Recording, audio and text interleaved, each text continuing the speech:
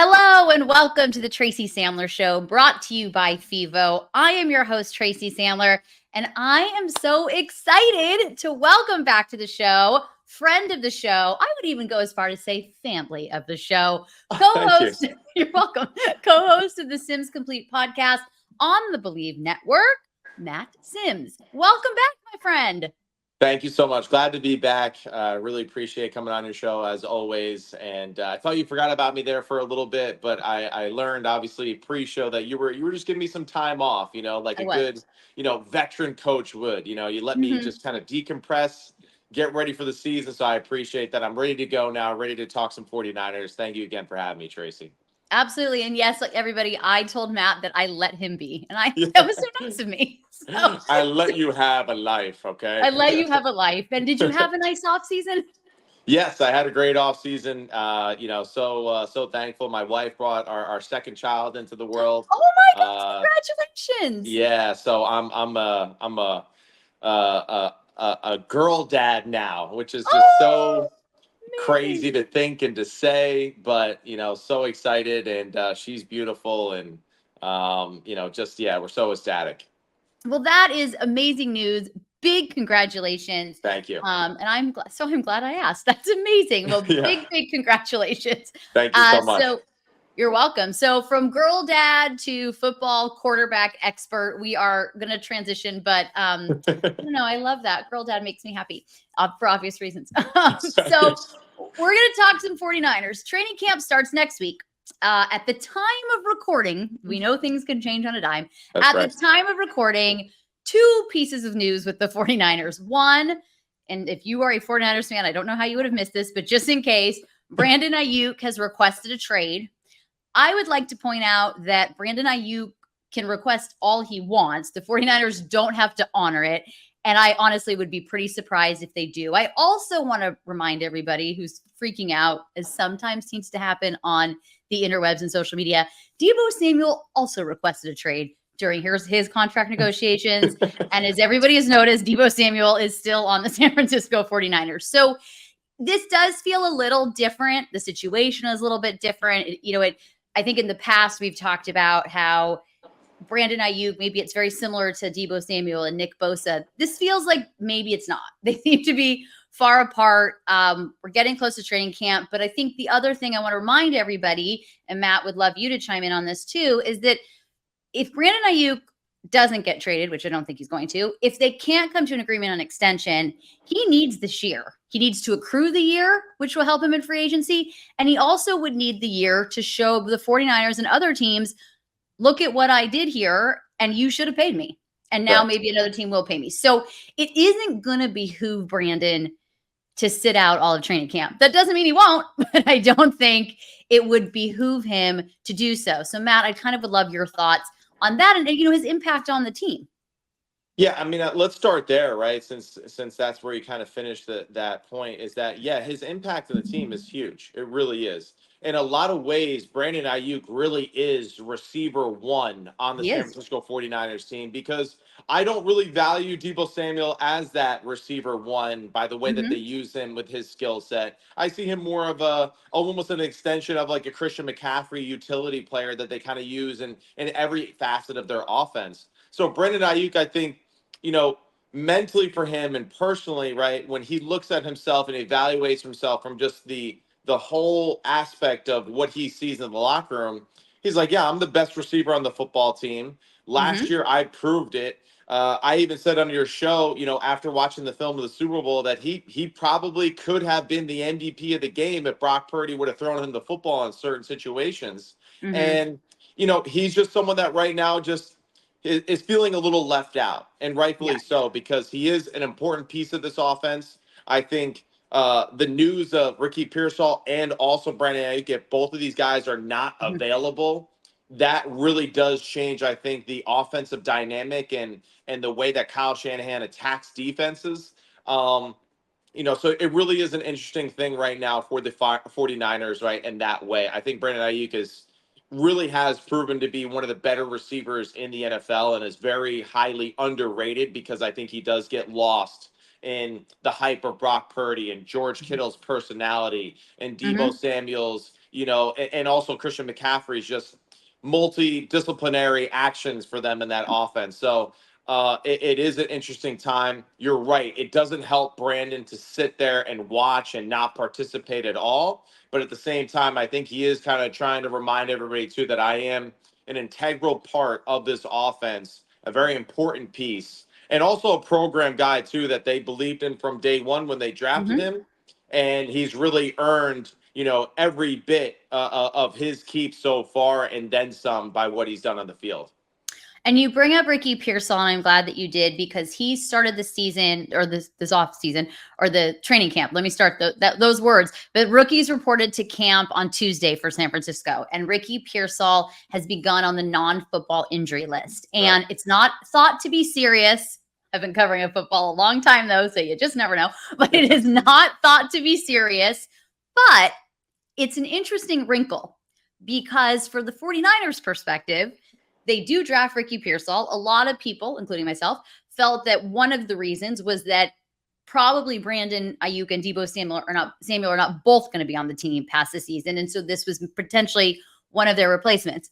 But if Ricky Pearsall is injured, and the other thing I'd like to remind people, I'm big on reminders today, during minicamp, Ricky Pearsall was in a blue no contact jersey. And I asked Kyle Shanahan about it, and he said it was soreness. They weren't worried about it. They were just being careful. Now, 6 weeks later, he starts on the NFI list. So it does create a wrinkle, because now I don't think they're trading Brandon Aiyuk anyway. I really, really do not. I mean, I guess anything is possible. I just think such a slim chance. However, if the guy that maybe you're hoping could replace him isn't necessarily going to be available, you're double not trading Brandon Aiyuk. I also think it helps Brandon Aiyuk a little bit in these negotiations. Yeah, it definitely does. And yeah, I cannot see the 49ers trading Brandon Aiyuk, because I do think that they really kind of, feel that way about him, as if a father, loves a son, in a way that, like, they really were there with each other in the beginning of this process, and they've both grown through this process together and have really had some great moments and also some hardships too. So it is something that has to be resolved. Hopefully, whether Brandon gets what he thinks he deserves, that remains to be seen. The other thing is, too, is because of the role that he plays for the 49ers, I don't really know how many other teams and, general managers out there or head coaches really understand everything that Brandon Aiyuk brings to the table for the 49ers, because he gets overlooked at times. So it really is, I think, something that, the 49ers need to resolve big picture for this football team, because I think he is an absolute just dynamo on the offensive side of the football. And all right, now take away Pearsall, take away Brandon Aiyuk potentially just sitting out and waiting his turn. Tons of pressure goes on to Christian McCaffrey. Tons of pressure now goes on to Deebo Samuel. And we know that, with Deebo and his physical style, and even Christian McCaffrey and just his, percentages of downs and just the beatings that he takes consistently, and the way that both of those guys play, again, you're kind of going back into that same thing that we discussed a year ago, where just like, we're putting a lot on the plate of these two gentlemen each and every week. And, it's not like they're getting any younger. No, they're definitely not. So will be interesting to see how all this plays out. The only last point I'll make is, because this, of course, has been a rumor. Again, I don't think they're trading him, but there is one GM in the league who is very aware of Brandon Aiyuk, and that is Adam Peters in Washington. And, Aiyuk has done the FaceTime call with his quarterback, who's now the quarterback of the Commanders, and all of that. So it's the one thing to kind of watch. But at the end of the day, unless they can get a playmaker like Brandon right now, it just makes no sense to trade him.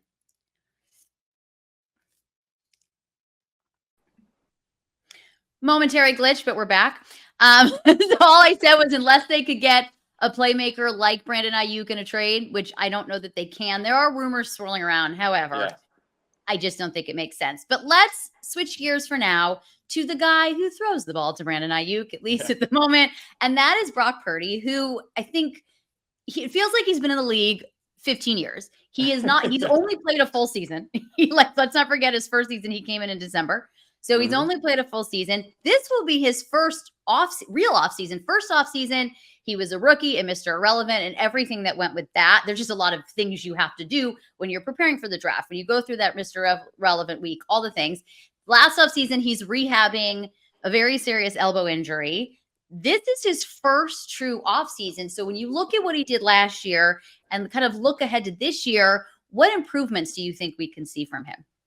Yeah, the exciting thing is I think that we should see improvements both physically and mentally from him, right? Because Mm-hmm. now there isn't that like, oh, I got to get better. I got to continue to heal my elbow. The focus really is about just like his overall body health, getting bigger, faster, stronger, feeling more confident about himself and being just in the optimal shape that he feels comfortable playing in. And then also too, now, without the aspect of like really over focusing on his health and the repairment of Mm-hmm. his elbow, he really can, I think, do deeper dives and reflections on what they did last season, what they Mm-hmm. can expand upon, and really start to open up the offense in a whole new way. And that's what's really exciting, I think, because as you spend more and more time with a particular offensive coordinator or coach, that's essentially what happens, right? Is that you start to build this layer cake of plays and dialogue between each other, and what worked last year might not work this next year, but still Mm-hmm. having that experience and being able to build off of it and to be able to mislead defenses by building plays that look like things that we did a year ago, but now we're doing it in a different sense because we want to, emphasize another aspect of our offense. That's where I think it's really refreshing for both Brock Purdy and Kyle Shanahan, because there is no like, hey, after this meeting, I got to go to treatment, like Right. I'm on the clock here. So I think we're going to really see another level of Brock's development from the mental aspect of it, more control at the line of scrimmage.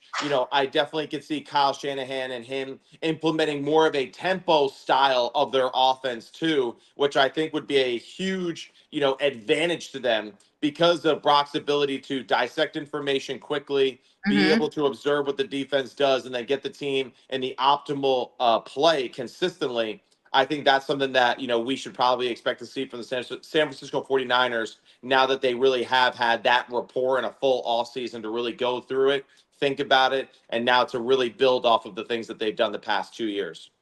And he'll have had much more time with his receivers, more time with Yeah. Christian McCaffrey. These are, we talk a lot about with the play calling and what he's going to learn, but he's going to have had more times as receiver. So you go back to the Super Bowl and you talked about there were certain situations you felt like he should have thrown the ball to Brandon Aiyuk. Maybe that changes. Assuming Brandon's on the team, maybe this year that changes. Now he knows, he trusts him differently, whatever it may be. Right. And they've always had a good relationship, but I think that is a big part of it as well, that Oh, sometimes we can yeah. forget, and they get to know their receivers. He gets to know, okay, you know what?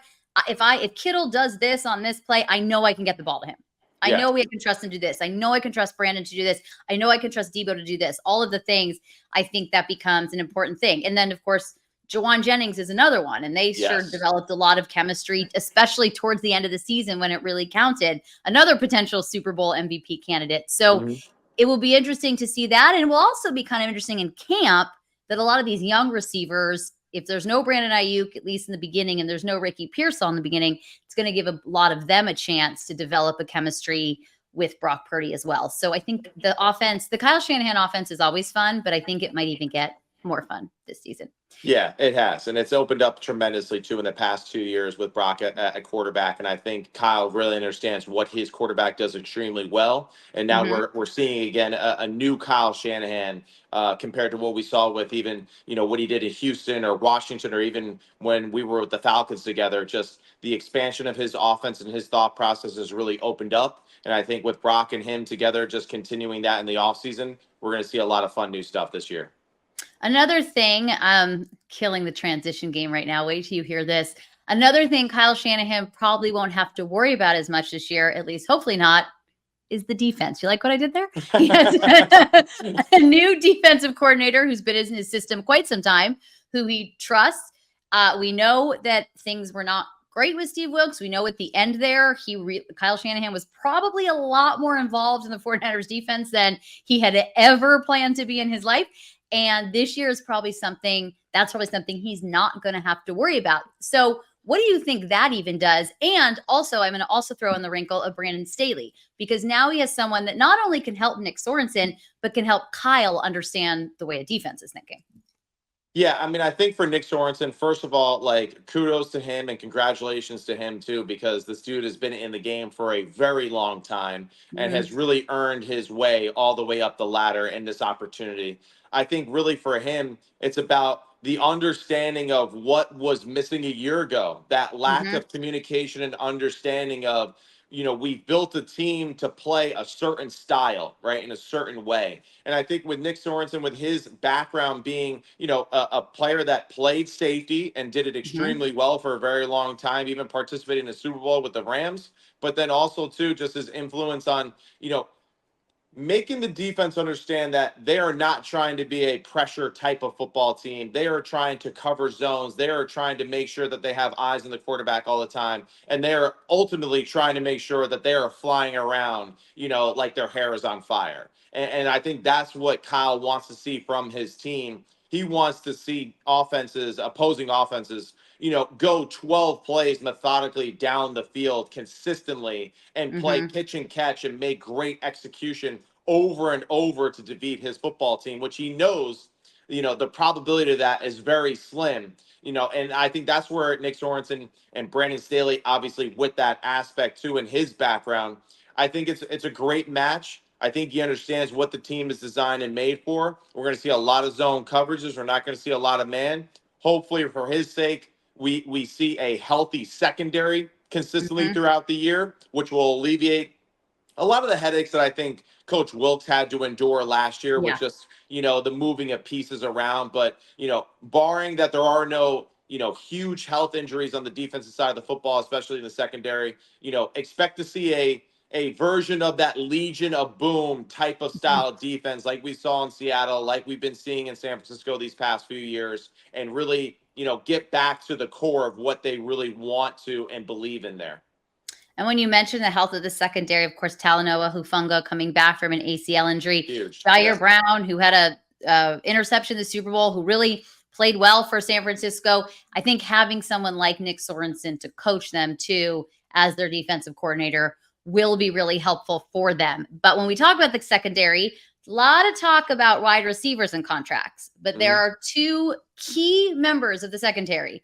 Their two best corners are both going into the final year of their contracts, and that's Charvarius Ward and Diamador Lenore. Charvarius Ward, a big free agent signing that they signed in 2022. That was really the most resources they'd put into a corner in the Kyle Shanahan and John Lynch era, but it was clear from the year before they needed that. Diamador Lenore is a guy that they drafted in the 6th round who was a lot of potential at the beginning of his rookie year, a lot of personal stuff going on. So that kind of, he kind of went down a little bit and then came in 2022 when Emmanuel Mosley goes down in week 5. And 1 second, I need to tell my dogs to move. Hold on 1 second. We're back. If we're going to edit that for audio, if you're watching this on YouTube, we're probably not going to. So I hope you enjoyed your little intermission and enjoyed Yeah, that. that's right. I But just let's go zoned back. out for a minute. Yeah. I'm gonna start back with my Diamador Lenore point because I'm not sure anybody could hear it anyway. But Diamador Lenore is the guy that they drafted in the 6th round. Showed a ton of potential his rookie year, and a lot of personal things went on, and he had a really tough time and kind of went into the background. 2022 is his 2nd year in the league. Emmanuel Mosley goes down in week 5. Diamador Lenore comes in, and since then has been a tremendous corner, not just for the 49ers, but I think has been a very good corner in this league. I don't know that we can call him like a top yet, but I think he's a very, very good corner. He's been really good for this team. His physicality, the way he plays, they're probably not going to be able to pay both of them. I mean, the Right. problem is you can't keep anybody. Jed York said to us at the owners' meetings, when my uncle owned the team, it was a different time. You could pay everybody. That's right. If you could, if that makes sense. If you had the Yes. means, it was fine. This is going to be a tough one. I think, obviously, and I'm sure this is not news to the 49ers. I would imagine this is already underway. You would try to extend them early because then maybe you can pay both of them. But these are Right. two guys who have been tremendous, who are going to deserve whatever contract they get next. And so there's been this kind of joke on Twitter that it was, if they don't extend Aiyuk, that this season would be like the Hunger Games between Deebo Samuel and Brandon Aiyuk as to who's going to stay next year. Yeah. I kind of think on the other side of the ball, it's kind of the Hunger Games between Diamador Lenore and Charvarius Ward. Yeah, it really is, and it kind of I feel like it has that same sentiment really for all three of these players, right? And Hmm. you know, on the defensive side, to focus on that, excited for both of them. I really think, honestly, in a lot of ways, this is great, for Kyle Shanahan and John Lynch to kind of Hmm. play into this aspect a little bit too. Hmm. What'll be interesting is that, one or the other maybe has more interceptions by the year's end. So Hmm. the fans might think that he played better, but ultimately in that film room, they might be saying, well, the other guy's actually executing what we're doing better. The other guy just seems to be finding the ball more, and that's where I Hmm. feel like that stuff gets really interesting too. And I've been in meetings too where we've had those discussions, even as players, where it's like, listen, so and so's got a lot of touchdowns, but this guy is the one that's really making it happen for us. I don't know if the fans Hmm. know this. So either way, it's good, just internal competition, right, for that defense. I've heard both of those gentlemen speak very positively about the other, right, and how Hmm. they do act as if they are kind of like that duo. And And they this is are. really, yeah, and I think that's what's really cool too. I think, especially too, in just like this day and age too, a lot of the football players do a great job of supporting each other, especially if they are in a competition-like setting. And I don't doubt it for a minute either that Kyle and John are doing a great job of making sure that they instill that positive reinforcement and competition into that room to make sure that it isn't something that is detrimental or petty that takes away from the ultimate goal of the team, and understanding that both of them, no matter what, are probably being paid. It just Hmm. depends on which one's being paid by the 49ers. I two things to say on that. One, the interception comment is interesting because I go back to something John Lynch said to us during the draft when they drafted Renardo Green. And he said when they're Yes. looking at college players, they're not they look at PBUs more than Right. interceptions. And Right. so I would imagine that's not just a draft philosophy. That's probably a, Yeah. something that they're kind of, to your point, it's not going to just be all about the interceptions. And then kind of to one of your other points, they do speak fondly of each other. I think they're relatively close friends. They certainly seem it, in the locker room, on the field. And so I don't think with either of them, you're ever going to have to worry about the petty. And I think the thing with both of them that stands out to me too is they understand that we're in a business and that they're in a business. And Definitely. going back to Aiyuk, and this is just me on my soapbox to fans, he's not being greedy. He's not being a diva. This is his job. This is his Yeah. life. And he has a right to get paid what he feels he deserves. And he's also playing in a profession where one play could end his entire career. So he should put himself in a position where, if God forbid that happened, it wouldn't be the end of his life. Like that. It wouldn't Yeah. be like he's not going to have any money the rest of his life. So I No, think he that has that's he has something to think earned about. that opportunity. He really has. He has earned that opportunity to be selfish, and he has been a player that has been extremely unselfish throughout his Mhm. career in San Francisco, and has been a great soldier. So for him to, demand what he thinks he is worth and deserving of, that there is, for me as a former player, dude, get as much as you possibly can, Yeah, and the team, and this is not a fault on teams, they will take care of its the team will take care of itself. The Right. players have to take care of themselves. That's So right. that's true. All right, this brings me to our last point, and one of the many reasons I don't think they're going to trade Brandon Ayuk is this team wants to win a Super Bowl this year. And in Yeah. many ways, this is the year. I know that they don't like publicly talking about windows, and I know there are young players that we don't know how they're going to evolve, and so maybe next year can also be the year. But with this group that they have together, because it's going to look very different in 2025, just from a financial standpoint. To Yeah. our point before, you can't keep everybody. With this group, this is their chance to win a Super Bowl. Would you think, should they not win a Super Bowl, is the season a failure? I ask you in July.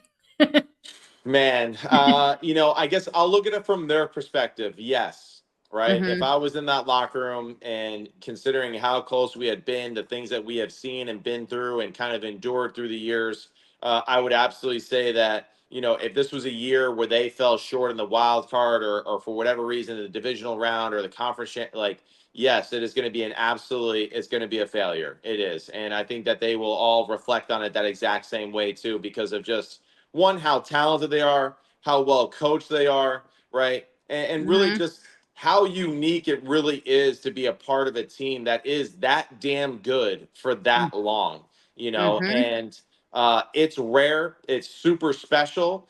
And there isn't a week or two that doesn't go by where I don't reflect on the Super Bowl run that we had with the Atlanta Falcons and how special that was, and Mm-hmm. the different moments that certain individuals made each and every week, or sacrifices that made that super special. So from the perspectives of the players, it absolutely would be a failure. This team is capable of doing it. The crazy thing, though, to me, is that just the NFC, I feel like, is very much improved from a year Yes. ago. And I expect the Packers to be better. I expect the Detroit Lions to be hungrier and tougher and better. I think that, we know how good Philly is. Will they actually figure it out coaching wise to put together the talent that they have on the field and make a run for it? We know the Cowboys are a tough football team unless they're playing, the San Francisco 49ers. So, it's like there's a lot of dynamics, I think, in the NFC right now that are really interesting. And then you have a few other teams and wild card teams like the Mhm. Rams too, who I think are more of a pain in the butt than we give them credit for. I agree. And, could be an issue for some of these teams depending on the matchups and how these teams kind of play or figure out their style as the year goes on. So absolutely would be a failure, in a lot of ways for this team. So I root for them. I root for the Shanahan family, of course. I root for John Lynch. I'm excited for them. They got a tall task in front of them for sure, but it really is possible and tangible with the team that they have. Absolutely. And Debo Samuel actually tweeted something within the last week, something to the effect of, you guys don't realize how hard it is to get to a Super Bowl. No And doubt. No doubt. I think that is something that does get taken for granted. Yeah. And they almost didn't get to the Super Bowl twice. I mean, they almost lost each of their two playoff games. And frankly, they were pretty lucky against the Packers that they didn't. Jordan Love, kind of helped them out Yes. at the end there with it. But I thought for sure, I thought they were losing that game more than I thought they were losing the Detroit game, even at halftime when they were down by so much. When they were down by so much at halftime, I was like, I think they're going to come back. That Packers game, those last few minutes, I was like, well, looks like I'm booking vacation. And that's what's wild too. That's why I think the NFL is so special as a league and it just as a Mhm. business too. Like you really can't make this stuff up. I mean, there's Right. even a side of me too that like thinking about the playoffs last year. What if Tampa Bay beats Detroit? Tampa Mhm. Bay would have been a pain in the butt to play too because For Todd sure. Bowles.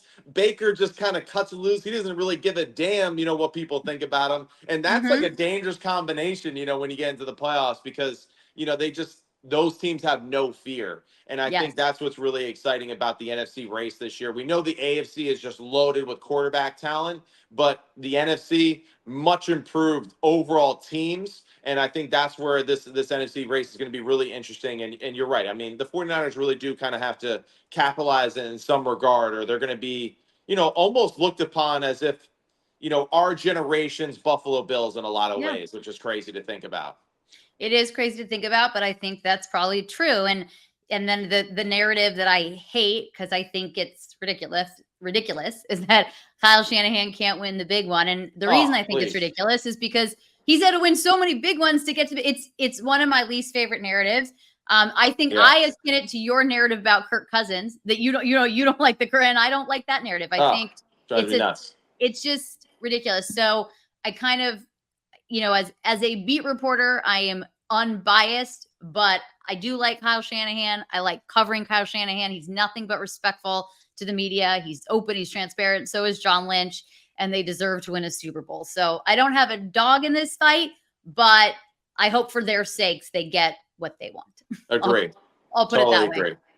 Matt, thank you for coming back. Congratulations again on the baby. Hashtag girl dad. Let's Love it. go. Please let everybody know where they can find you when you're not spending time with your little ones. Yeah, Sims Complete available wherever your podcasts are available.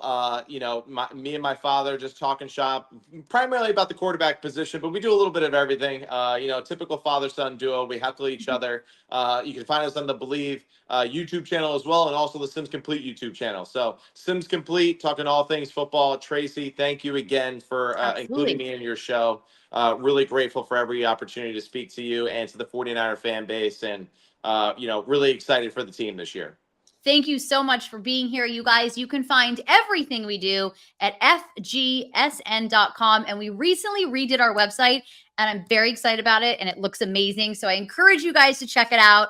You can find me on Twitter at TracyFGSN, on Instagram at Tracy Sandler. We are brought to you by Bet Online. We are brought to you by FIVO, and give us a really good review. Okay, I think those are all my announcements. And with that, I will talk to everybody next time. Bye, all.